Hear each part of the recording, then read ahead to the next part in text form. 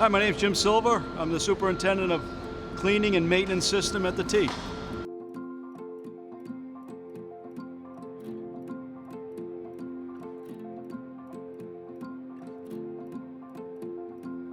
Normally we just clean a vehicle at night. It would go out to work, come back and get cleaned at night. Now when a vehicle comes in, it gets cleaned at night.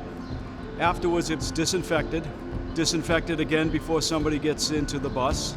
If a bus goes to a repair facility, it's disinfected before the mechanic gets in it and works on it.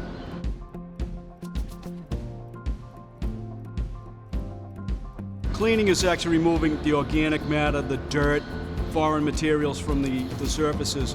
Disinfecting is actually a disinfectant that actually kills viruses and bacteria. And you need to do one before the other.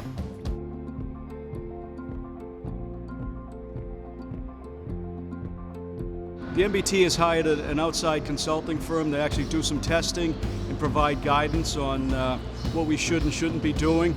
They do random audits and testing, before test and an after test. These chemicals are CDC approved.